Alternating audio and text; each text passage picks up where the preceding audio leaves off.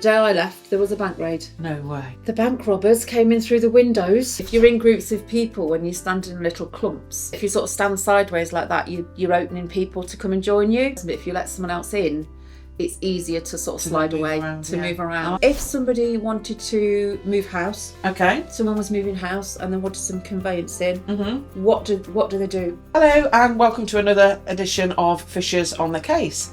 This podcast is where we talk to legal professionals, business owners, industry experts and friends about their lives and careers. My name is Amanda Payne and I'm the host of Fishers on the Case. I'm also the CEO of Fishers Solicitors, based in Ashby, Derby and Tamworth. So in today's episode, I'm talking to Sarah Beggan, and she is from Approach. Hello, Sarah. Hi. And welcome. Thank you. Good to be here. Very nice of you to join us. So if we can start by going back to the very early days. So when you were at school and when you were finishing your exams, what did you want to do and want to be? I had no idea, just like a lot of people now, unfortunately. Yeah. You don't know what's out there. I had work experience as part of my BTEC course at Burton College, and I fell into banking. Ah, what was your course at college then? It was BTEC National Diploma in Business and Finance, and I loved it. So what did you do at the bank?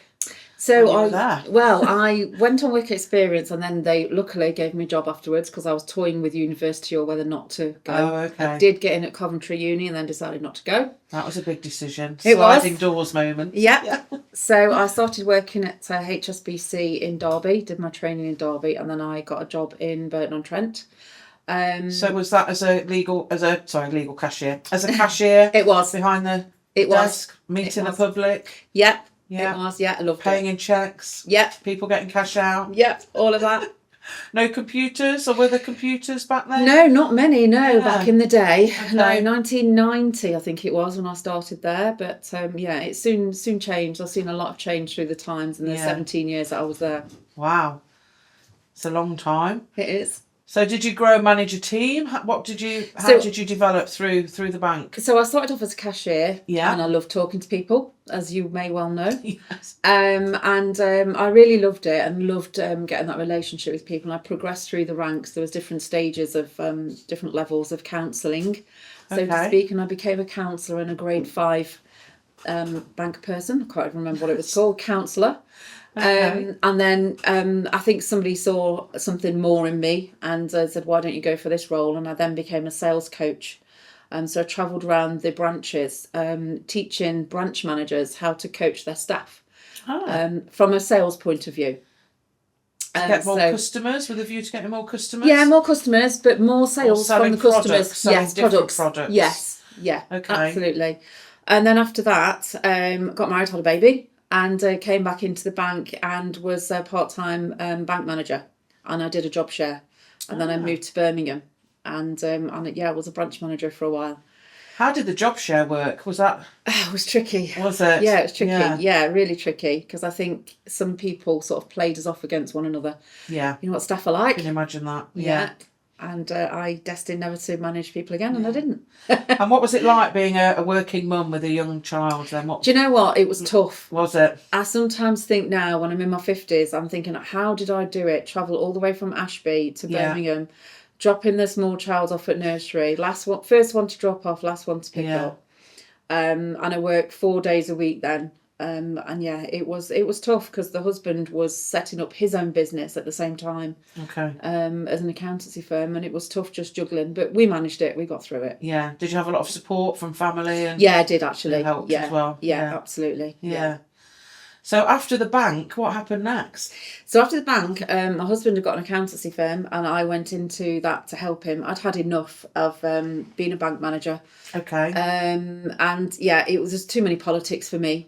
I just wanted to get on with my job and look after people. And it was just going in a different direction. So, I left in... I can't even remember the date now, but I left on a bank raid. The day I left, there was a bank raid. No way. Yeah, I was working at a branch in Boldmere. Right. And, the bank robbers came in through the windows, can you believe? Smashed them down and took the money out of the ATMs. So it was a bit traumatic on my last day. Gosh. So yeah, I'd just been taking off all the safe codes and all of that, and it was quite traumatic back in the day. Sounds like it was an inside job, like the new movie. I know. yes, yeah, but yeah, it was horrible. But so I went into his accountancy firm and I developed this role for myself called business development manager. Oh, yeah, that role. Yeah, that role. Which just meant that I was talking to people. Yes. Solicitors sometimes are not brought up with that. Accountants, they're not brought up with those softer skills. A lot of them just want to get on with a job and just do it. And yes. That was one of the things in the accountancy firm. So how did you interact with solicitors then? What did you do? Just with knock on the door and say hi? Yeah, I started networking. Went to networking meetings and started speaking to people, different people. So solicitors, accountants, bank managers, all sorts of different people at networking events. And I sort of developed the role as the role sort of, went down to 3 days a week. I really enjoyed it. It was just ringing people up and telling them, this is what your tax return is going to cost. This is what this means. This is what this means, and there's insurance for this if you want it. And really just getting together and arranging meetings for the accountants. Really, just making sure everyone's looked after and they weren't just a number. Yeah, and that's what's always been important to me, to be honest with you. And that business grew, the accountancy business grew? Yeah, it did. It grew for many years. I was there for 10 years. Okay. And then Brian, my husband, decided that he'd had enough. He wanted to go in a different direction. And he became an FD of a company. And I went, what am I going to do then? It was all a bit weird. Shall I stay? Shall I go? And I thought, do you know what? I've got an opportunity now. I'm confident enough. I gained my confidence through creating a role for myself. Yeah. Knowing what I was good at, learning about yourself a little bit more than when you're in corporate employment. And I thought, let's go it alone. So I set up Approach and I started doing networking. I started looking after people's blogs. I started doing marketing, telephone training, LinkedIn training, and I loved all of that. And I still do that now. Yeah. So just developed over the years. Yeah. And have you set up as a limited company? No, I'm a sole trader. You've gone as a sole trader. Why did you make that choice? Because I wanted to keep it small. Okay. I wanted to keep things small. No, there was no real reason for me to be a limited company. There was no tax implication. There's no real growth reason. Plans? Taking others on? No? No, I don't want to do it. I don't want to manage people ever again. Don't you? Been there, done that, got the t-shirt. No, not really. No, I don't. What difficulties did you face then, managing people? I think when I was job sharing, going back to job sharing, literally, I think people used to ask one thing, one person, and ask the other one, and it was like, who was, do you know what? The best answer, and we'll go with that. Yeah, and it was sickness and trying to balance everyone and trying to keep everybody happy, and what you can't do for one, you can't do for the other, and all of that. So like HR manager, aren't you in the end? Yeah. When you have teams of people to look after. Exactly. Yeah. And I still do some of that now in the businesses that I work in, because I don't particularly like working remotely. I go into people's businesses. Okay. And I think when you're doing marketing and sales and strategy, I think you need to be amongst the people and understand who you've got working with you. Yeah, and breathe it and take it in. So that's what I like doing. Yeah. And I've recently started to try and do quite a lot of telephone training. Okay. And I don't want to do that. I don't want to do it on Zoom. I don't want to do it online, because you can't read people's body language. Yeah. And you don't know what they want out of it. And when you walk in, say the boss has said, here's Sarah, here's some telephone training, and leave you to it, it's like they're like that. So I have to put them at their ease, and I do it myself. Yes. Let me do it first. Let me pick up your phone. Tell me what you have to do. What is it? And hopefully that light bulb moment comes on and everything. It's more confidence training than telephone training. I just want to make it easy for people, because especially since COVID, there's a lot of people out there that got away from not using the phone. And definitely. Why send 15 emails when you can pick up the phone and have a conversation in 1 or 2 calls? Yeah. I don't get that. I think it's quite common in the legal world, that is, sending emails. Yeah. But of course, sometimes we have to have the advice or following up on a call you've just had to put something in writing. Absolutely. So it is necessary. Yeah. But sometimes I do feel that some solicitors will hide behind emails. But it's only because they've never been used to it, and it's not their way. Yeah. And it's a lot of firms are like that. Yeah. But when we've had younger staff join us on the apprenticeship schemes, and they come in and they see a phone on the desk, they don't actually really know what to do. Yeah. Because they're so used to having their little mobiles and just messaging. Yeah. they just don't use phones for talking to people. And it takes a long time to get confidence to speak to people on the phone, doesn't it? It does. It does take time. And also when other people are listening in open plan offices. Yes, Yeah. can hear you. Yeah, quite funny. I like it. Who sort of inspired you throughout then? I think you're probably quite self-driven, are you? But has anybody actually inspired you to, work your way up through the bank and then you've now got your own business? And I think different people in bank managers inspired me. Okay. I remember a time where a really senior manager in Harborne in Birmingham said to me, Sarah, why do you put people on a pedestal? And I said, sorry, what do you mean? And they said, well, you talk about the M95 managers as it was. There was I was M93, there was M94, M95 and M96. I said, I didn't realise I did. He said, yeah, you seem to talk to us like, we are normal human beings, we're not, I couldn't say that in front of him. Yeah. And that was a bit of a turning point for me because I hadn't realised I'd done that. So everyone's equal. But yeah, maybe I did do that. Maybe, I don't know. I didn't realise I was doing that. But, that self-realisation moment. But yeah, I think other people have inspired me. And I've always had a can-do attitude rather than a can't-do. But yeah, I think driving myself out of two massive comfort zones. So from the bank to an accountancy firm with your husband, which was always never going to be a great thing. Yeah. It worked out fine. It was not a problem. And then going into something completely new again, I thought, I can do this. Well, what's the worst thing that could happen if it doesn't work out? I get a job. Yes. It's simple as that. Yeah. And circumstances change. That flexibility, there's no going back now. Yeah, no, definitely not. So we spoke a little bit about marketing and networking groups and meeting new people. What have you found? I guess you don't have any challenges when you go into a room of people that you don't know. You can just start talking to people and engage with them and... I can, yeah. I mean, yes, I would say that's one of my strengths. Yeah. However, sometimes it's quite hard to get away from them.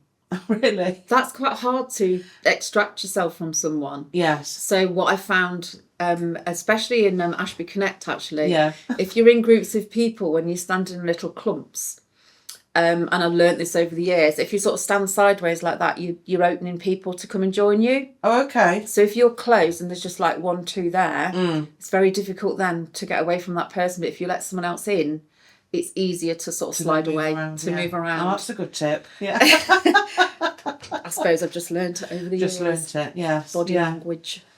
Yeah. Apart from Ashby Connect, what other local networking groups have you been to in and around Ashby? So at the moment, I tended to... So a few years ago, I used to do too many. And I used to go in and out of all different groups. And I realised that you need consistency. I spoke to somebody today, actually, about Ashby Connect. And he said, I've been a couple of times. And I thought, that's never good. You need to be visible. To be credible, you need to be visible. And I like consistency. Marketing, everything you do in marketing is about consistency, isn't it? So there's Ashby Connect I go to. There is Cognate, which is an online networking group. And that meets once every 2 weeks. And I go to that one. And then I do Love Biz, which is a ladies networking. I think Fishers are members of that one. Of that as well. Love Biz. And they're all great for different reasons. But I've tended to stick to 2. And the reason for that is... if I do any more than that, I can't fit in the one-to-ones of the people that I meet when I'm at the networking events. Yeah. So therefore, you need follow-up time. You need, as what I do, business development. You need your own business development time. Yes. So otherwise, you just end up thinking, now, what are them cards from? Which group did I go to? And it all gets a bit all too consuming. So I've stopped it for that reason. Yeah. It's it's good for a change. Don't get me wrong. And I've done BNI. In the past. Oh, have you? Yeah, and I've not got a problem with BNI. We can't really, as lawyers, it's quite difficult. Right. To recommend people. Our regulator, frowns on things like that, so we have to be very careful about making referrals and getting referrals in. Yeah, I mean, it's good for some businesses. It can be, yeah. It can be expensive, but if you work at it, you get your money back. But it depends on what type of business you're in. Yeah. And it depends what type of person you are, because it's very structured, it's very rigid, and you do have to pass leads on, and it's weekly. Weekly is a lot to commit. It's tough, isn't it? I think that's quite a tough commitment. Yeah, it is. Yeah. And I've recently been to one from a colleague I've met through Cognates. I've been to a Buzz buzz networking. Buzz. Yeah, and that's quite good. I don't think there's any around here at the moment. I think the nearest one is Loughborough. Okay. But that's quite good. I like the structure. I only went to that last week. I went to Market Harborough. That's a bit far. It's quite a long way. Yes. It's still in Leicestershire. It is, but It's a long way from here. Yeah, I wanted to see what it was like, so that if anybody ever wanted to set one of those up in this area, then I would say, well, actually, this works like this. Yeah. So, yeah. Yeah. So, when you're working, what gives you the most pleasure about you doing your job? Well, that's a good question. Feeling valued. Okay. Feeling like you've added value, and seeing, say, for example, a LinkedIn post that you've done gets 45 comments or something like that. Yes. You know you've done a decent job.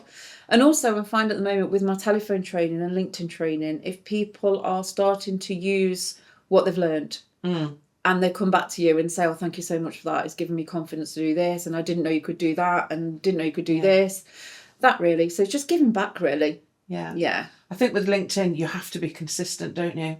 Yeah. I'm one of those who will do it for weeks and then suddenly other things become more important and then it drops. Yeah, and I'm the same. I do it for other people. But for myself, I don't always do it. Yeah. It happens. So how would you measure success then? Oh, crikey. How would you measure success? For you and your business? Having the right work-life balance, I think, for me. Yeah. And that's why I think I've mentioned this before, that you can try and do too much sometimes and you become a busy fool. Yeah. And I've done that. And now I'm 9 years in. Yeah. And I think I've got it right. Sometimes I do too much for free. And I do too much networking, and I'm trying to help so many people all at once. I'm thinking, you're not actually being paid for this, Sarah. You need to start doing your paid work. Yes. And that has to be reconsidered. Self-control. Yeah. Absolutely. Yeah, thinking, right, let's just refocus here. I've recently become an enterprise advisor at Ashby and Ivanhoe School as well, so that's going to take its pace, I'm sure, very soon. What does that involve then? Well, really, for me, one of the things I think my daughter was really lucky to have was a careers meeting, which I think shaped her for what she does now. She's a trainee journalist in Manchester, but what happened was the person that interviewed her asked her what she liked doing, what subjects did she like, and what was she good at. And that puts you out of her comfort zone anyway at 16. But she sort of knew, and she knew that even though she did dancing and singing and all that, she didn't want to do that for a career. She knew what she didn't want to do as well, and they gave her some ideas. So they put some ideas in her head, so she went for X, Y and Z A-level, and that shaped her for what she does now. Wow. And she still uses those A-levels as well. Does she? Yeah. So I'm quite keen on the fact that because she had that opportunity, I'd like to create that opportunity for other people. And it's not quite the same now. Do they not have careers advisors in schools all the time? They do, but not everybody gets one. I'm not sure. Oh, really? I'm not sure of that at the moment. Something that's on my radar. Yeah. But I'm also really keen to get work experience, like businesses, into school, or school kids, students out to businesses. It's not that easy for businesses to be able to do that. You don't want to be coming to a business and making a cup of tea. You're not going to learn anything. No. However, if, like what we're doing today, we're talking about our experiences and something triggers in someone's head, well, blimey, she went from this to this. Yes, and changing careers as well. Yeah, absolutely. I think a lot of people do that now in their lives, don't they? Yeah, and it's okay to change. Yeah. It's okay to change direction. But I think that there's a lot of people that don't know what they want to do because they don't know what they can do. Not sure I know what I want to do. No, me. But I'm still looking. But I think to a degree, what is that job? Is it, bank manager, IT consultant, solicitor? They're obvious. But what other jobs are there? Project managers. What does that mean exactly? What does that mean to students at 17? Yeah, nothing. Yeah. So I'm really keen for getting people from businesses in the locality, Nottingham, Birmingham, wherever, into the schools to try and give something back. And by September 2026, it's part of the curriculum. Oh, that's work experience. They need it. There need to be more businesses getting engaged with that then. Exactly. And that's my mission. Yeah. With 2 others, that's my mission. Yeah. How would you describe Fishers in 3 words? Fishers. Visible. Visible. Very visible. Helpful in the community. Yeah. and ever changing. Ah, doing very stuff like good. this. Yeah. Yeah. Yeah. Very Doing something forward different. thinking. Yes, well, we'll try to be. Absolutely. So I've asked you quite a few questions. Is there anything you'd want to ask me and turn the tables of questioning Oh, on wasn't me? expecting that. No. Blimey, Or what ask can me I ask anything you? about fishers or...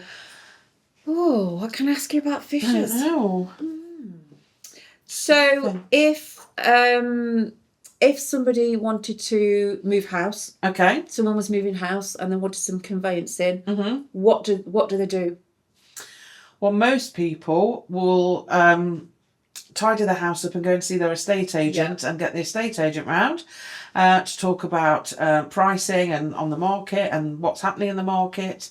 And then it could be several weeks or months even before a buyer is found, and then they contact the lawyer. Yeah. But there is a shift even by government now to try and get people engaging with their conveyancers on day one like they would an estate agent. Yeah. And so a lot more material information can be given up front, so it can help reduce fall-throughs.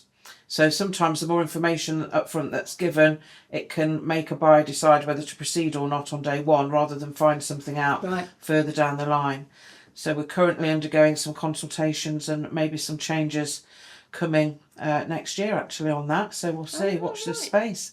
But yeah, I think sometimes people think it's going to be very easy and simple and quick to go through the conveyancing process, and it's not. It's quite long and drawn out, can take months. And how do you know how to charge? How do you have a set fees? Yeah, we offer fixed fees. So for a standard sale and purchase, it'll start at X. Sometimes there are things that crop up during the transaction that none of us knew about on day one, so additional charges might have to then follow depending on what that is. But generally, yes, fixed fee.